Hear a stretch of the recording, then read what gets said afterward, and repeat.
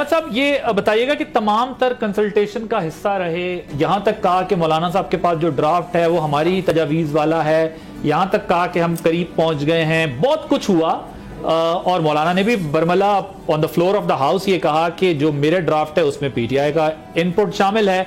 तो फिर मामला खराब किधर हुआ? क्या सिर्फ बानी चेयरमैन के इनकार करने की वजह से हुआ या नहीं? मौलाना साहब के ड्राफ्ट में आप लोगों का वो पार्ट नहीं था? बिस्मिल्लाहिर्रहमानिर्रहीम। देखिए, बात यह है कि इसमें कतल या नहीं है, जैसे अभी कहा जाता है कि जी इमरान खान से मिले और उसके बाद यूं हो गया और यूं हो गया।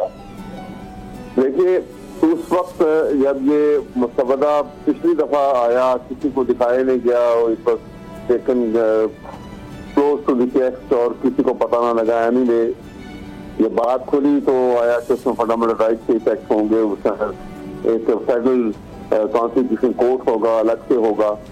तो इनिशियली मौलाना का अगर से एतराजात बहुत सारे थे, लेकिन वो इस बात से असूलन उनका एक मौक़िफ़ ये था उस वक्त कि कॉन्स्टिट्यूशन कोर्ट अलग जो है वो बनाया जा सकता है, बनना चाहिए।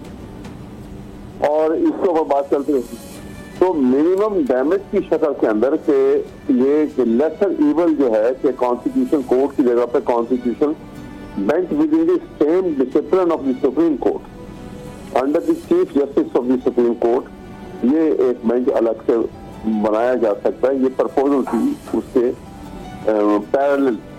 वो डैमेजिंग है बहुत ज्यादा, ये लेस डैमेजिंग है, लेकिन इसके लिए डिटेल जो बननी चाहिए थी वो इतनी उजलत में इन्होंने ये सारा वहां पे कर लिया कि वो डिटेल नहीं सामने आ सकी। लेकिन अहमद साहब, बैरिस्टर गौहर ने तो बहुत वोकल होके पब्लिकली ये कहा था कि हमारा कंसेंसस हो गया है, मौलाना का जो ड्राफ्ट है बहुत क्लोज है, हम बहुत माइनर सी कुछ चीजें रहती हैं, लेकिन हम कंसल्टेशन का एक प्रोसेस अडॉप्ट करेंगे, हम बानी चेयरमैन से मिलेंगे, फिर हम आपको अपनी आखिरी कॉल देंगे। तो इसका मतलब ड्राफ्ट पे बहस नहीं थी, बहस ये थी कि हमें अगर अप्रूवल मिलेगा बानी चेयरमैन का तो हम आगे बढ़ेंगे। ये तो रिकॉर्ड के ऊपर मौजूद है उनके क्लिप्स जिसमें उन्होंने कहा कि मौलाना के ड्राफ्ट में भी हमारा इनपुट बहुत है। रऊफ हसन साहब तो यहां तक कह गए थे कि बात ये थी कि जो इसके कॉन्स्टिट्यूशन कोर्ट कॉन्स्टिट्यूशन बेंच के ऊपर तो ये इनका जो है अप्रूवल इन्होंने दे दी कि ये बना लिया जाए, कोर्ट ना बनाया जाए अलग से, बल्कि बेंच हो under the same high supreme court chief justice. ये तो हुई बात।